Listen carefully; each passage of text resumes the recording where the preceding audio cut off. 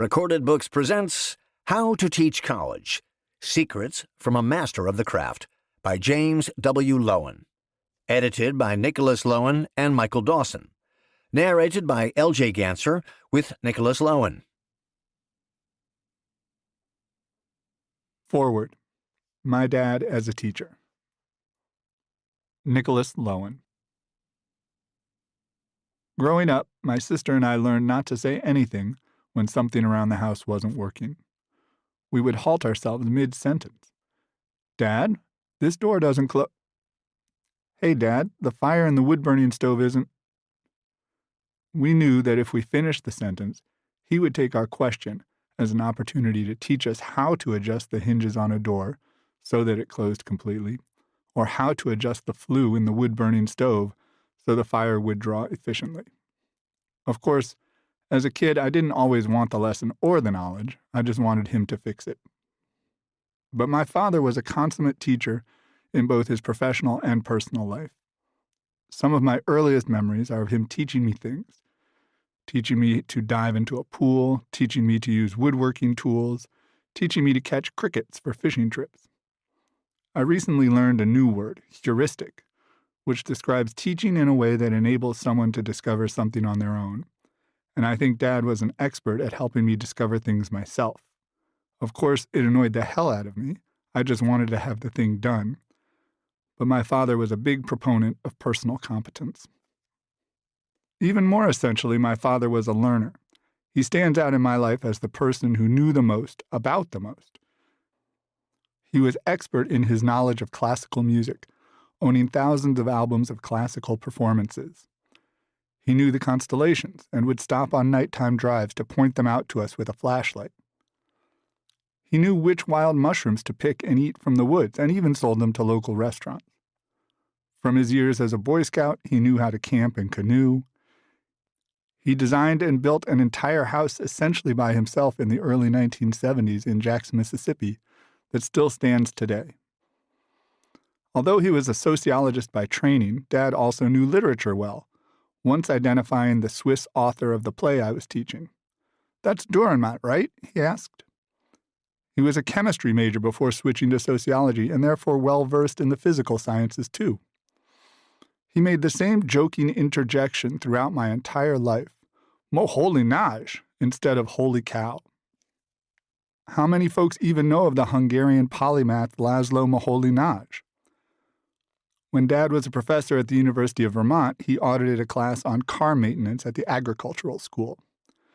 This thirst for Catholic knowledge was impressive, inspirational, aspirational, and frustrating. He won arguments with me on sports and politics, on physics and literature. He was the person I would go to with questions on nearly anything, because he had extensive knowledge about nearly everything, it seemed, and retained it forever. All of this is to say that he learned it and remembered it, used it, shared it, and then learned more. He was a researcher, an archivist, an activist, and an intellectual. At my dad's first teaching job at Tougaloo College, a historically black institution in Mississippi, he met his mentor, Ernst Berinsky, a sociologist who had fled the Holocaust and become a professor at the school in the 1950s. Berinsky had a maxim my dad took to heart: "What a man doesn't know, you must teach him." Dad recounts in these pages, and also in another of his books, the instructive moment at Tougaloo that changed his career. During one of his classes, he learned that his students had deeply absorbed the lies they had been taught about the Reconstruction era following the Civil War.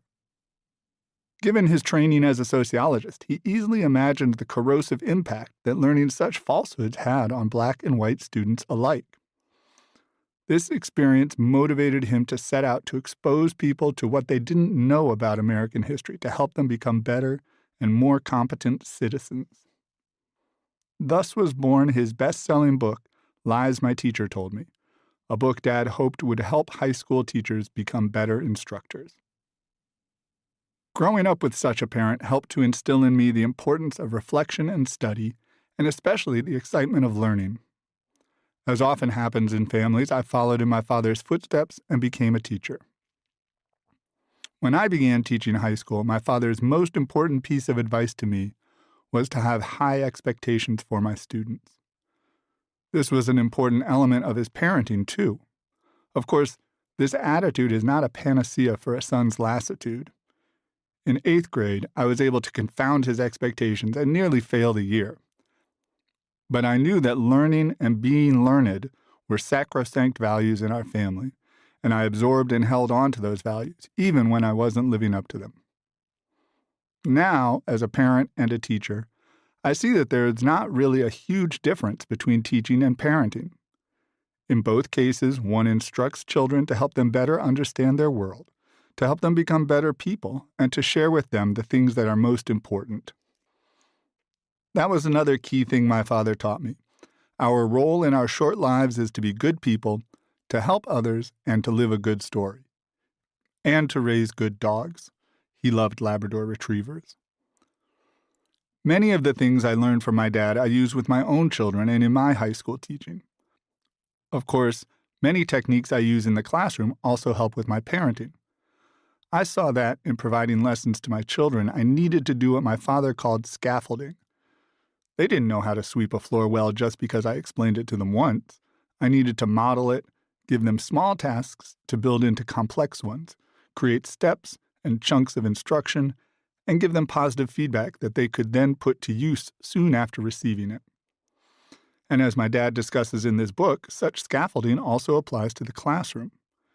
If I just tell my 9th graders to write a paper, some will have the a priori knowledge and experience to construct a passable piece of writing. But most will not do good work without modeling, chunking, positive feedback, and practice.